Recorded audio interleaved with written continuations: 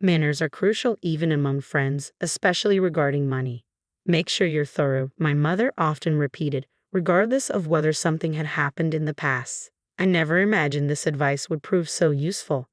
My name is S. I'm a 30-year-old part-time worker, living with my 4-year-old daughter and my husband, Bob, who works in an office. We rent an apartment not far from Bob's workplace, and his parents live just 2 train stops away. Because of this, Bob frequently has dinner at their house. While it may seem considerate, Bob can be careless and selfish. He often drops by his parents' place after work on a whim, not bothering to let me know, even though I'm at home preparing dinner. I've warned him many times, but nothing seems to change. But instead of apologizing, he'd make excuses like, "Mom's making meatloaf and mashed potatoes tonight." Thankfully, my father-in-law would call and ask, "Did Bob let you know he's coming over here?" This helped prevent our dinner from going to waste. While my father-in-law is considerate, my mother-in-law can be snide. She often remarks, "Bob just prefers my cooking over his wife's." Whenever he visits, she'd call to gloat, "He just feels more at ease at home, Sally. You need to create a home where your husband wants to stay." She'd assert her superiority as a woman and a mother, belittling me in the process. She'd even barge into our apartment unannounced, criticizing, "Bob can't relax with this kind of cleaning. And what's this in the fridge?" She'd nitpick my housekeeping and rummage through our fridge, never missing a chance to undermine me. She would even throw out my cooking, saying, "How dare you serve such a terrible meal to Bob? Any wife who doesn't take care of food is the worst. Everything you make just goes to waste." When I suggested that I could have eaten it instead of wasting it, she turned red with rage and started yelling, "You're the one wasting food." My daughter would start crying in shock, and my mother-in-law would quickly leave, not wanting to upset her. She's selfish and runs away when things get tough. I told Bob about her bullying, but he just brushed it off, saying, "You're imagining things," or "She doesn't mean any harm." I was initially attracted to his bright and sociable nature, but that feels like a distant memory now. He's just moody and dismissive, barely acknowledging our daughter when she tries to talk to him. His standing as a father has hit rock bottom. To make matters worse, the education fund we had been diligently saving for our daughter had completely vanished. A substantial amount, $40,000, had been withdrawn. It had to be Bob, who has access to the family account. When I confronted him about the missing money, he nonchalantly replied, "Our daughter doesn't need the money right now. We can save up again when it's necessary." His cavalier attitude snapped something in me. "Don't joke around. How could you just use the money we saved together like that? It's not about current need. We saved it because we don't know when we'll need it. What did you even spend it on?" "I helped out Mom. It's mostly my earnings anyway." "Got a problem with that?" "I contributed too. I saved from our budget cuts. I worked hard to manage that money." "Your contributions are just pocket change," he sneered. Our shouting match escalated, yet miraculously, our daughter remained asleep. "That's it. We're getting a divorce. I knew you were careless, but taking our child's savings without saying anything is unforgivable." "Go ahead. You can't survive on a part-time salary," he retorted smugly. His words left me momentarily speechless. Satisfied with having silenced me, he added, "I'm always ready for a divorce," before retreating to his room. Though my fists clenched in frustration, I knew I wasn't going to just cry myself to sleep. Determined, I started preparing for the divorce. I heard my wife talking on the phone with Bob this morning. My father-in-law messaged me the following Friday. It seemed my mother-in-law had invited my husband over for a special dinner that night. Since Bob hadn't mentioned anything, he was probably planning to go without telling me, as usual. Ever since I declared my intention to divorce and was belittled for my part-time job, Bob's attitude has shifted to one of outright disdain. He'd say things like, "I don't need to care for a dependent like you," while scattering the laundry around and neglecting to clean the room. His nitpicking, "You call this cleaning?" echoed his mother's criticism. Seeing the call from my father-in-law as the perfect opportunity, I decided it was time to put my plan into action. I timed my visit to my in-laws' house to coincide with Bob's return from work. It appeared my father-in-law hadn't arrived home yet. Bob and my mother-in-law were clearly taken aback to see me, but she quickly scoffed, "Oh, you came to mooch off the sushi dinner. How despicable. You don't deserve it," she spat venomously. It was clear they had no intention of letting me inside. Despite the wooden front door of their detached house not being very soundproof, their loud voices carried outside. As always, they were oblivious to the impact of their selfishness on those around them. I haven't received any message about dinner. All your father told me was that you were visiting your parents' house. I said, are you being sarcastic because I didn't inform you? Do I need to report every move to a mere housemaid? Talking to my dad behind my back as a wife. That's just creepy, he retorted. He seemed absorbed in his own harsh words while my mother-in-law smirked in the background. I shot back, the creepy one is you, which wiped the smirk off her face. What did you say? She demanded.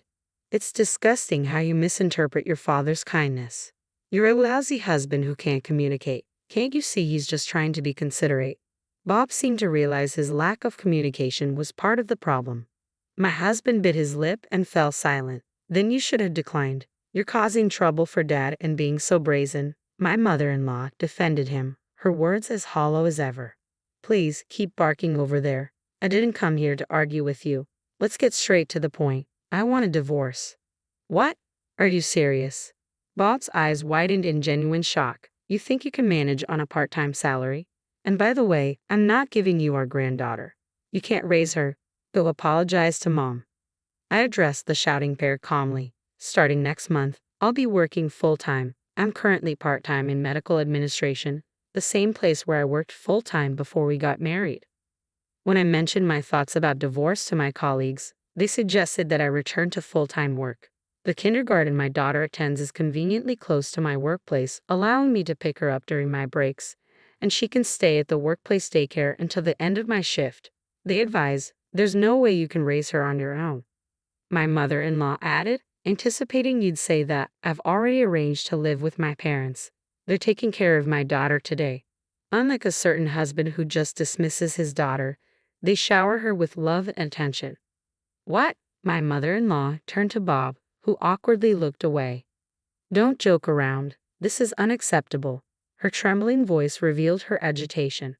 A father who secretly uses the education fund is nothing but harmful, I declared firmly. At that moment, the front door opened, and my father-in-law stepped in, saying, sorry for interrupting. Could I hear more about this? It seemed he had been listening from the entrance. You use the education fund? What do you mean, Bob? It's not like that. Mom asked me to help with renovation costs, so I supported her. Renovation costs? My father-in-law looked just as confused and turned to my mother-in-law for a detailed explanation. Bob suggested we move in together. It would be more economical than continuing to pay rent, and if we're going to live together, renovations are necessary, right? That's where the money went. I felt overwhelmed by the new revelations. Moving in together. I haven't heard a word about that. And what about the education fund? Sally, could you explain? I detailed to my father-in-law how Bob had withdrawn the money and informed him that we were getting a divorce. Then you should just leave. Leave the granddaughter here. I'll take care of her, my mother-in-law insisted, her voice trembling. No, this was a decision made by my husband. I can't break a promise made between spouses. I don't recall agreeing to that, I thought to myself as I pulled out a file from my bag and showed it to them. This is the pledge we made regarding the education fund. Given Bob's carelessness, I documented our agreement just in case. One of my mother's lessons was always to document anything related to money. Bob's signature is here, my father-in-law observed, sounding impressed. What? Why is this here? Bob's face turned pale, realizing he'd likely signed without reading. The agreement clearly stated that if the education funds were used for anything other than their intended purpose, it would result in an immediate divorce. Custody of any children involved would go to the other parent, and if he failed to comply, he would have to repay twice the amount withdrawn, granting me the right to file for divorce mediation. That's the gist of it. In this case, Bob would lose custody, and if he couldn't comply, he would owe me $80,000, giving me grounds to pursue divorce mediation. If you listen to your mother, this will turn into a dispute with an $80,000 payout. I've gathered ample evidence of your behavior and your mother's treatment of me, so you can imagine who would get custody in mediation. I gave a small, satisfied smile, and my husband let out a startled gasp. Well, my father-in-law said, clearly taken aback, for now, return the money Bob gave you. You haven't started the renovations yet, right? The money should still be there. Upon hearing this, my husband's face lit up with hope. He might have thought that recovering the education fund could make the divorce unlikely. But when my mother-in-law saw his expectant look, she turned pale and shook her head. "It's gone. I've already spent it," she admitted weakly, causing everyone to gasp in shock. "What?" My mother-in-law trembled and fell silent. "There was a bag I wanted and some clothes too. I'd only intended to borrow them, but I couldn't resist," she confessed. I was left speechless with disbelief, but my father-in-law reacted quickly. "This is absurd. What were you thinking?" But, but Bob said we could save up again for the granddaughter's education fund, so I thought it would be okay," she protested. "What? You knew it was meant for our daughter's education and still spent it? How can you even claim you won't hand over the granddaughter? Who's truly despicable here? You and Bob are nothing but harmful, an awful combination of parent and child," I said, my anger reaching its peak, my voice colder than I intended. My mother-in-law could only stare in shock. "I'm sorry, but I no longer want to be part of this family." "I agree. They're nothing but poison to our precious granddaughter." My mother-in-law broke down in tears at his words.